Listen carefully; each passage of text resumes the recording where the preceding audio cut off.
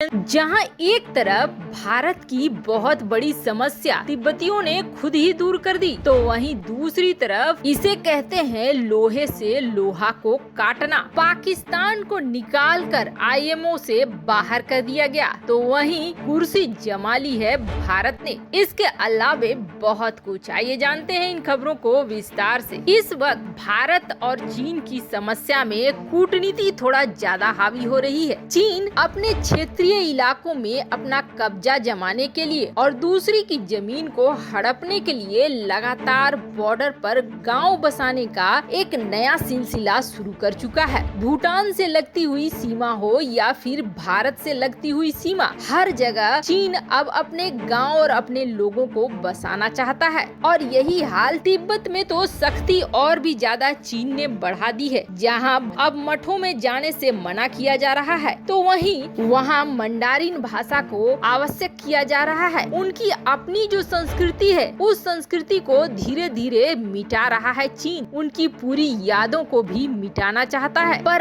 अब खुद तिब्बती लोगों ने भारत को एक बड़ा ऑप्शन दे दिया है, जिसे आप कहेंगे कि इसे कहते हैं लोहा से लोहे को काटना। दरअसल तिब्बत के जो गवर्नमेंट भारत में रह रही है, आपको बता दें बड़ी संख्या में तिब्बती मूल के लोग भारत में रहते हैं।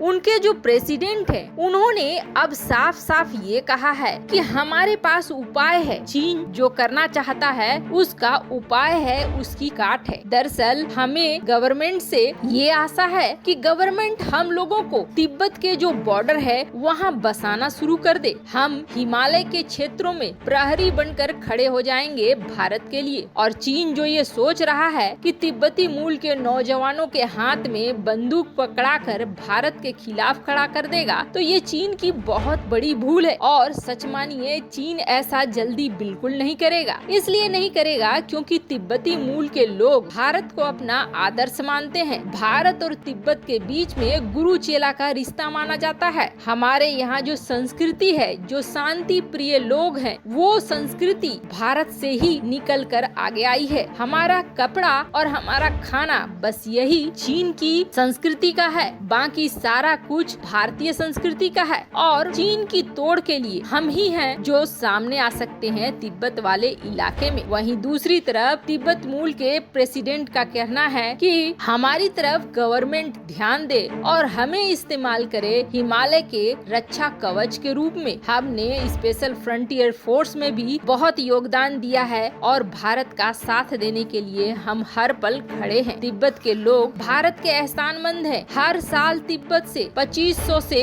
3000 लोग आते थे, पर अब जब चीन ने वहाँ काफी सर्विलांस बिठा दिया है, काफी कड़ाई कर दी है, जिसकी वजह से लोग वहाँ से यहाँ नहीं आ पा रहे हैं। पर हम अब भी चीन के खिलाफ बड़े हथियार की तरह इस्तेमाल हो सकते हैं। खैर, जहाँ तिब्बत की तरफ से ये ऑफर आया है, तो वहीं दूसरी तरफ एक ऑफर और आया है जो चीन के खिलाफ बहुत ही ज्यादा आक्रामक हुआ बैठा है, और वो कोई और नहीं बल्कि इंडोनेशिया है। वैसे आपको बता दें, एक जमाना था जब इंडोनेशिया मुस्लिम देशों के साथ मिलकर भारत के खिलाफ ही कहानियां रच रहा था। लेकिन मुस्लिम देश को चाहिए भारत की मदद। और भारत की मदद क्यों चाहिए? दक्षिण चीन सागर में जो लोकेशन है इंडोनेशिया की, वो आप देखिए। इंडोनेशिया हो, वियतनाम हो या फिर बाकी के छोटे छोटे देश जो इस इलाके में हो, कौन ऐसा है जो चीन से पीड़ित इस वक्त नहीं है? और उनकी सबसे बड़ी समस्या है चीन। और सबने इस बात को बहुत अच्छे से जान लिया है कि चीन इस वक्त भारत के किसी हथियार से डरता है तो वो हथियार है ब्रह्मोस। ब्रह्मोस से चीन बुरी तरीके से डरता है। ऐसे में इंडोनेशिया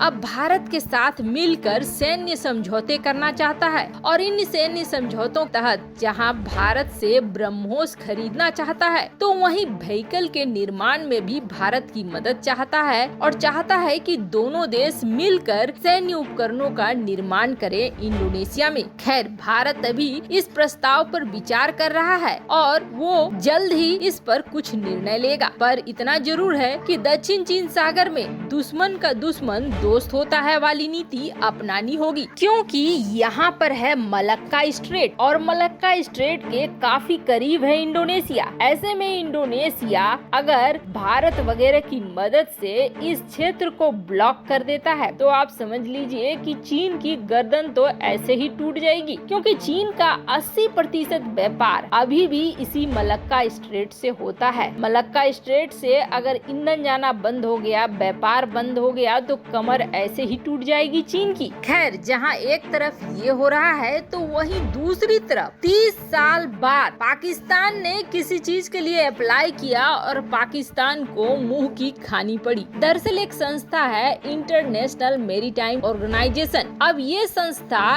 IMO करती क्या है, तो ये जो समुद्री व्यापार होता है उसको पूरा हैंडल करती है। अब इसके 3 कैटेगरी है, एक है कैटेगरी A, दूसरा है कैटेगरी B और तीसरा है कैटेगरी C। कैटेगरी A में आते हैं China, Greece, Italy, Japan, Norway, Panama, South Korea, Russia, UK और US। दरअसल ये वो देश है जो कहीं न कहीं बहुत बड़ी सीमा समंदर से शेयर करते हैं और बहुत बड़ा व्यापार भी समंदर से करते हैं। इन देशों ने मिलकर ही बनाई इस संस्था को, जिसको IMO कहा गया।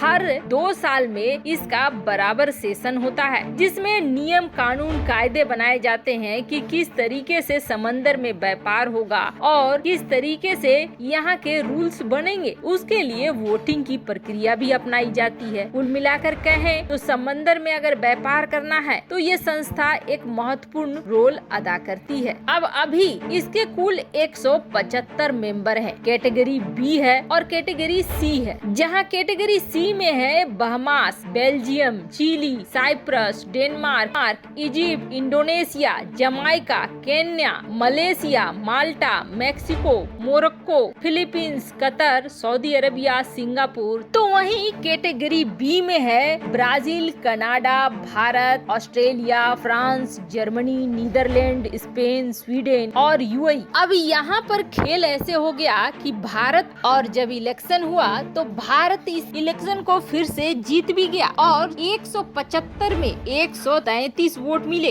अब इससे आप अंदाजा लगा सकते हैं कि अंतर्राष्ट्रीय स्तर पर भारत की मान्यता कैसी है। तो वहीं दूसरी तरफ 30 साल बाद अचानक से पाकिस्तान भी इसका सदस्य बनना चाह रहा था, लेकिन पाकिस्तान को सफलता नहीं मिली। किसी भी कैटेगरी में ये नहीं आ पाया और इसे बाहर का रास्ता देखना पड़ गया। वैसे आपको बता दें, चीन ने भी काफी कोशिश की पाकिस्तान को एंट्री दिलाने के लिए, लेकिन इस बार चीन हर जगह से फेल होता हुआ दिख रहा है। जहां एक तरफ UNSC में उसकी दाल नहीं गली तो वहीं दूसरी तरफ IMO से भी बाहर हो गया। वैसे आपको क्या लगता है, भारत को इंडोनेशिया और तिब्बत दोनों की बात मान लेनी चाहिए? कमेंट कर अपनी राय जरूर बताएं। जल्द मिलते हैं अगले वीडियो में नई खबर के साथ।